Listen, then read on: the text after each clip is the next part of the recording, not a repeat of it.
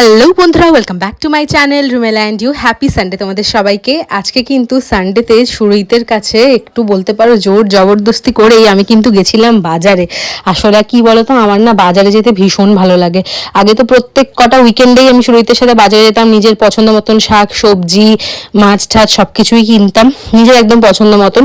প্রেগনেন্সির পরটার থেকে না সুরহিত আমাকে খুব একটা নিয়ে যেতে চায় না। বাজারে থাকে প্রচণ্ড রোদ তাপ, আর সেই তাপেও আমাকে একদমই নিয়ে যেতে চায় না। কারণ বেশিক্ষণ রোদে দাঁড়িয়ে থাকলে বা বেশিক্ষণ দাঁড়িয়ে থাকা সেটা তো ঠিক না, আর মাথাটাও ঘুরে যায়, তার জন্য আমাকে নিয়ে যেতে চায় না। বাট আজকে খুব জোর জবরদস্তি করে বলতে পারো একরকম জেদ করে আবদার করে সুরহিতের কাছে গেছিলাম। সুরহিত আবার আমাকে বলছিল, তুমি এই অবস্থায় যে যাচ্ছ লোক তো বলবে হায় রে, এদের বাড়িতে কি বাজার করার মতনও কেউ নেই। সে যাই হোক নিয়ে গেছিল, আর এনেছি প্রত্যেক কটা আমার আর আমার শাশুড়ি মায়ের পছন্দের বাজার। তো কি কি আছে এখানে দেখে নাও। আছে হচ্ছে পেঁপে, কাটুয়া ডাঁটা, তারপরে আছে কিন্তু কলমি শাক, শুশনি শাক, কচুর লতি, মার জন্য হচ্ছে ছিল এখানে থোড়, তারপরে কুন্দ্রি, আর আছে পটল।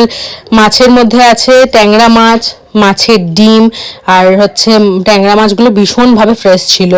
আর কি কি ছিল দেখো, মায়ের সব থেকে যে ফেভারিট মাছ, মা অনেক দিন হচ্ছে এই মাছের কথা বলছিল, দেশি মোরলা মাছ।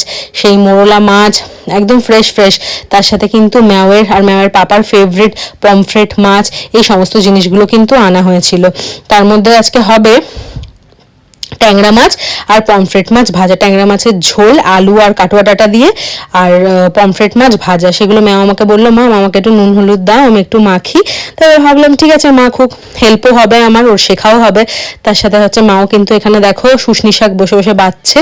আর সুরহিত কিন্তু এক ফাঁকে গিয়ে মাছের খাবার নিয়ে এসেছিল কিছু ফ্রিজ করা ড্রাইড ওয়ার্ম, আর কিন্তু হচ্ছে নিয়ে এসেছিল মাছের যে রেগুলার খাবারগুলো হয়।